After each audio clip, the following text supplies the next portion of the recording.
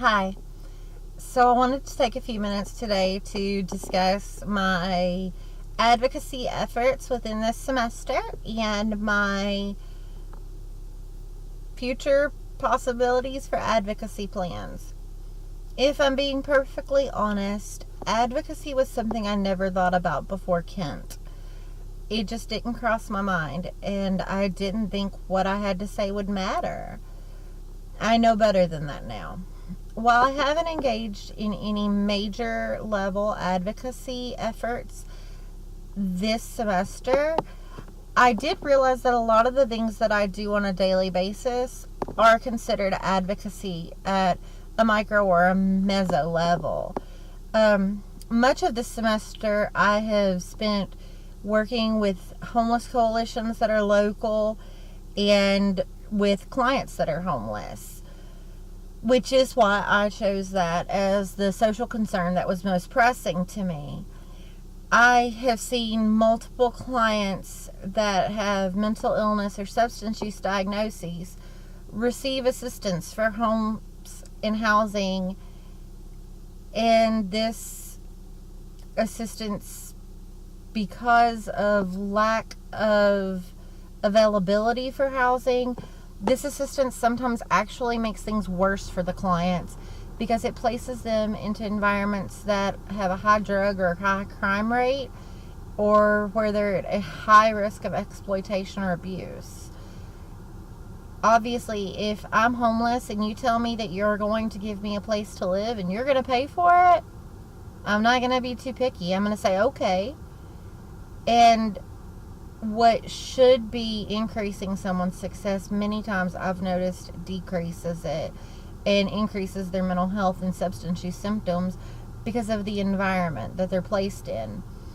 So I've done a lot of collaboration and education with our local Salvation Army and a couple of the homelessness coalitions, including Room at the Inn and Hotel Inc., which both serve the homeless population within our community. I've tried to do some education and used a lot of person and environment theory to help kind of, I know the word I'm looking for, back up my claims that I'm making. And so far I've had really good luck. These agencies have been very willing to collaborate and work with myself and the community mental health agency I work with, and I have no reason to doubt that that'll change in the future. So hopefully I can capitalize on some of the connections I've made there to further assist this population.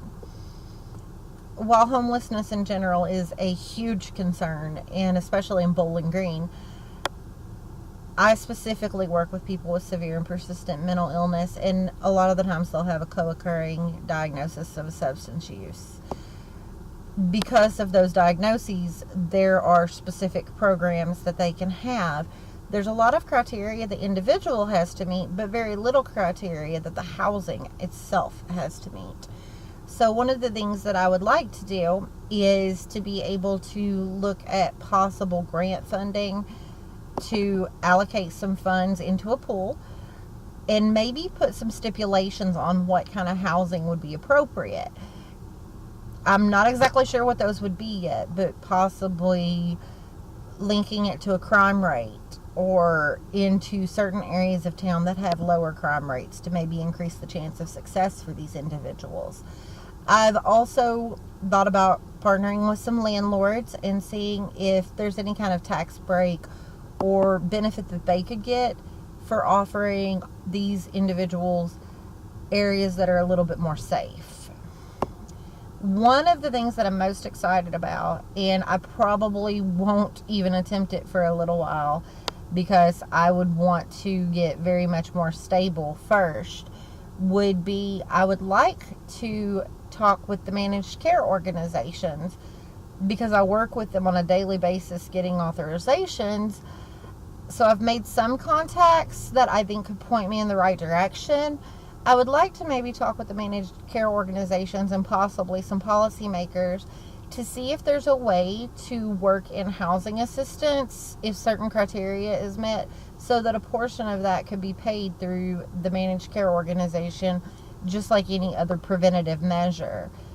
As of now, that's probably the angle that I would approach it from, would be that if someone's homeless, their ER rates, visits rise, their preventative health suffers, their mental health suffers, their substance use suffers, and all of this is an increased cost to the insurance company.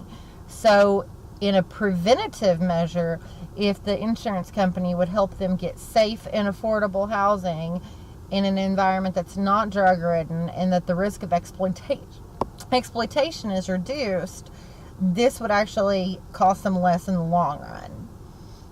I would certainly have to get more information to back that up fully, and again, it would take some legwork on my part, so it's nothing I'm anywhere near ready to accomplish at the moment, but it's something that I'm very excited about looking into. So I'm looking forward to graduation, and I can't believe this is almost over. Thank you guys.